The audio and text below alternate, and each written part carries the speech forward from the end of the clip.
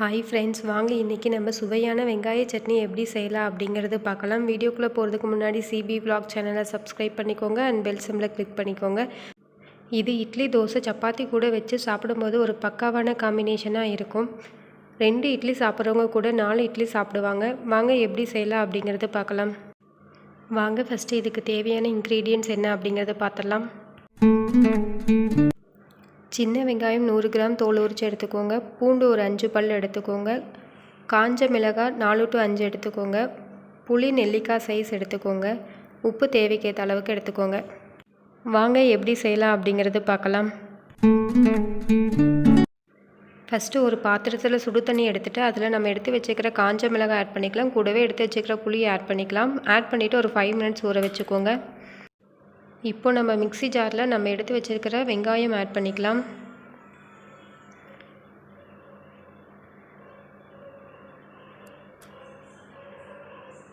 கூடவே நம்ம எடுத்து வச்சுருக்கிற பூண்டு ஆட் பண்ணிக்கலாம்.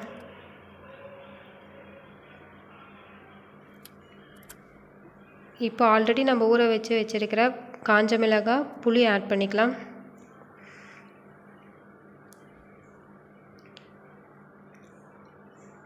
ஆட் பண்ணிவிட்டு இப்போ தேவைக்கேற்ற அளவுக்கு உப்பு ஆட் பண்ணிக்கலாம். உப்பு ஆட் பண்ணிவிட்டு நல்லா மிக்ஸி ஜாரில் அரைச்சி எடுத்துக்கோங்க. பாருங்கள் ஃப்ரெண்ட்ஸ், இந்த மாதிரி நல்லா அரைச்சி எடுத்துக்கோங்க. இப்போ ஒரு கடாயில் நல்லெண்ணெய் ஆட் பண்ணிக்கலாம். எண்ணெய் கொஞ்சம் அதிகமாகவே ஆட் பண்ணிக்கோங்க. இப்போ எண்ணெய் காஞ்சதும் கடுகு, உளுந்தம்பருப்பு எல்லாம் ஆட் பண்ணிக்கலாம்.